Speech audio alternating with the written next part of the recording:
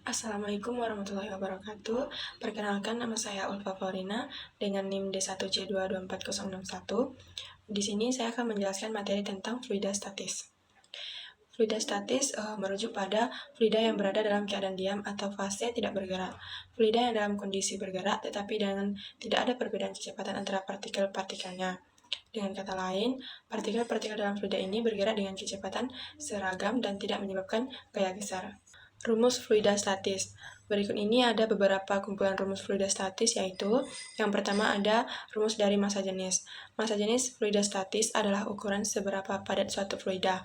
Massa jenis biasanya disimbolkan dengan huruf Yunani, seperti huruf P, tapi tidak terlalu membentuk huruf P, dibaca dengan Ru, dan diukur dalam satuan kilogram per meter kubik. Rumus massa jenis yaitu Ru sama dengan M dibagi dengan V. Keterangannya, P atau Ru sama dengan massa jenis, satuannya kilogram per meter kubik. M sama dengan massa, satuannya kilogram atau gram. Kemudian ada V sama dengan volume, satuannya meter kubik atau sentimeter kubik. Yang kedua ada tekanan. Tekanan fluida statis adalah besaran yang mengukur gaya yang diberikan oleh fluida pada suatu area tertentu. Tekanan dinyatakan dalam satuan Pascal atau biasa disingkat dengan PA atau Newton per meter persegi, N per M pangkat 2. Nah, rumus dari tekanan tersebut yaitu P sama dengan F dikali A. Keterangannya yaitu P sama dengan tekanan dengan satuan PA atau Newton meter persegi. Kemudian ada F yaitu gaya tekanan, satuannya yaitu Newton. Kemudian ada A sama dengan luas permukaan tekanan sama dengan satuan meter persegi. Yang ketiga yaitu tekanan hidrostatis. Tekanan hidrostatis adalah tekanan yang diberikan oleh lapisan fluida yang ada di atas suatu titik dalam fluida. Rumus dari tekanan hidrostatis adalah P sama dengan Ru dikali dengan G dikali dengan H. Keterangannya yaitu P sama dengan tekanan hidrostatik atau dengan satuan PA. Kemudian Ru sama dengan massa jenis zat cair dengan satuan kilogram per meter kubik. Selanjutnya G sama dengan percepatan gravitasi dengan satuan meter per second persegi. Kemudian ada H sama dengan kedalaman zat cair dari permukaan, satuannya M. Yang keempat yaitu viskositas. Viskositas fluida statis adalah besaran yang mengukur ketahanan suatu fluida terhadap pergerakan internal atau geseran. Fluida dengan viskositas tinggi akan mengalir lebih lambat daripada yang memiliki viskositas rendah. Nah, viskositas biasanya diukur dengan satuan Pascal second atau PA garis S atau poise. Viskositas kinematik adalah perbandingan antara viskositas dinamik dengan massa jenis. Rumusnya Di sini ada contoh adalah soal bisa V dilihat, sama dengan diketahui yaitu H viskositas sama dengan dinamik 5 meter, dibagi dengan rulnya massa 1000 jenis. kg per meter kubik, gravitasinya sama dengan 10 meter per sekon. Yang ditanya adalah pH. pH sama dengan Ru F dikali dengan G dikali dengan H. Nah, 1000 dikali 10 kali 5 dapatnya 50.000 PA sama dengan 50 kP. Di sini ada contoh kedua yaitu diketahui WU sama dengan 300 Newton, WF sama dengan 200 Newton, Ru F-nya sama dengan 1000 kg per meter kubik. Yang ditanya adalah PB. Jawabannya FA sama dengan WU dikurang dengan WF. Ru F dikali dengan G dikali dengan VB sama dengan 300 dikurang 200. 1000 dikali dengan 10 dikali dengan VB sama dengan 100. Nah, VB-nya sama dengan 0,01 meter kubik sama dengan diubah ke cm 10 cm kubik.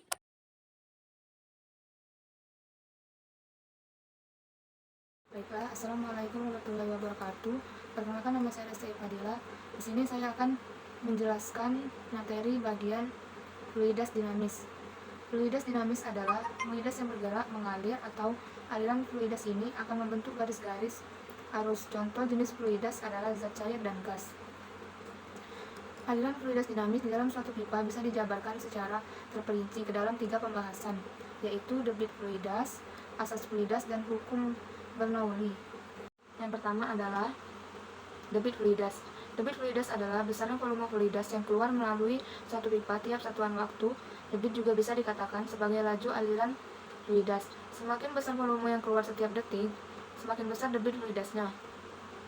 Rumus dari debit fluidas adalah Q sama dengan V per T, atau debit fluidas sama dengan volume dibagi dengan waktu. Yang kedua ada asas kontinuitas. Asas kontinuitas adalah asas yang mengatur laju aliran fluidas di dalam pipa. Secara matematis, asas kontinuitas dirumuskan dengan V1 dikali A1 sama dengan V1 dikali A2. Keterangannya adalah V1 adalah kelajuan fluidas di penampang 1, sedangkan V2 adalah kelajuan fluidas di penampang 2. A1 adalah luas penampang 1, sedangkan A2 adalah luas penampang 2. Yang ketiga adalah hukum Bernoulli kontinuitas. Hukum Bernoulli kontinuitas adalah hukum yang mengatur laju fluidas di dalam pipa. Di sini ada contoh soal, yaitu diketahui V sama dengan 250 liter dijadikan ke meter menjadi 0,25 meter kubik, waktunya adalah 5 menit, dijadikan ke detik jadi 300 detik, yang ditanya adalah Q. Jawabannya yaitu sama dengan Q sama dengan V per T sama dengan 0,25 dibagi dengan 300 dapat 8,33 dikali dengan 10 pangkat minus 4 meter kubik.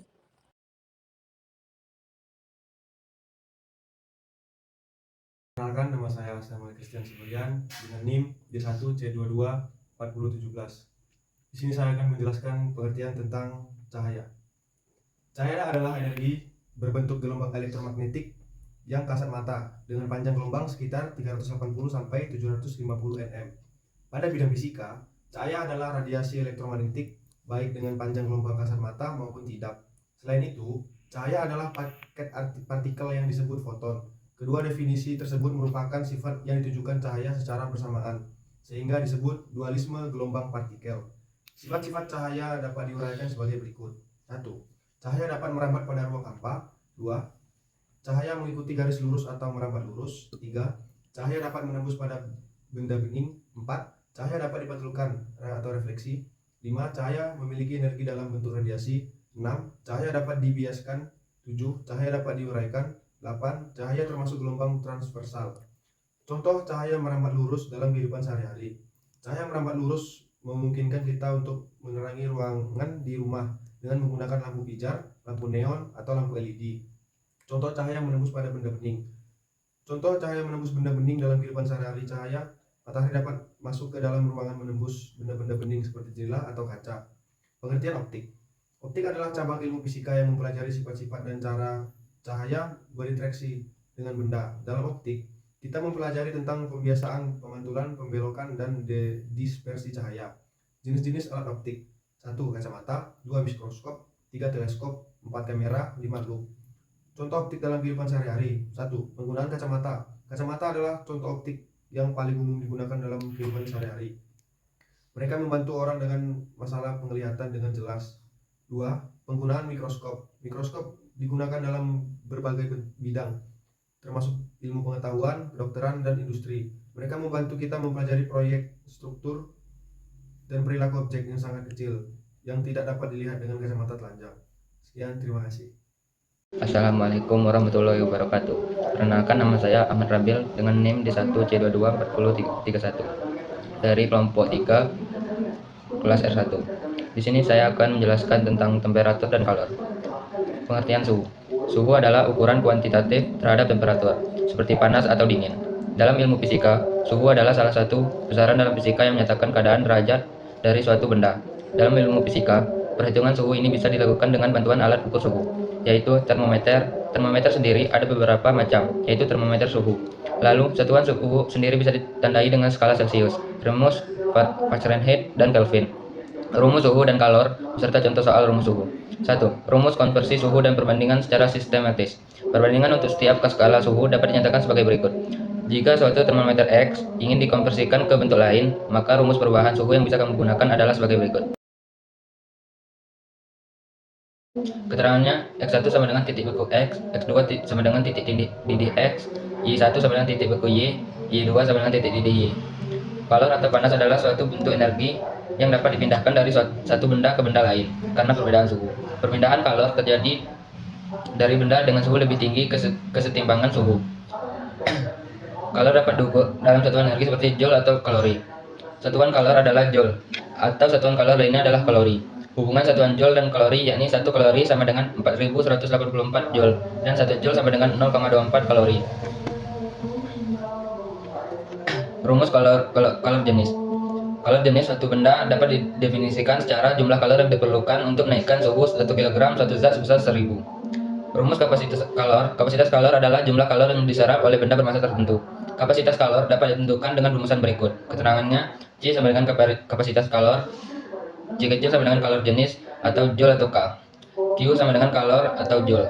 M sama dengan massa benda, satuannya kilogram. T sama dengan perubahan suhu, satuannya K. Rumus kalor laten. Kalor laten adalah kalor yang diperlukan untuk mengubah wujud zat. Satu zat dapat berubah menjadi 3 wujud zat, di antaranya cair, padat, dan gas. Perubahan wujud zat ini diikuti dengan penyerapan dan pelepasan kalor. Untuk menentukan kalornya, dapat menggunakan rumus sebagai berikut. Rumus asas Planck. Energi adalah kekal sehingga benda yang memiliki suhu lebih tinggi akan melepaskan energi sebesar QL dan benda yang memiliki suhu lebih rendah akan menerima energi sebesar QT. Dengan besar yang sama, secara matematis pernyataan tersebut dapat ditulis sebagai berikut. Sekian dari saya. Assalamualaikum warahmatullahi wabarakatuh.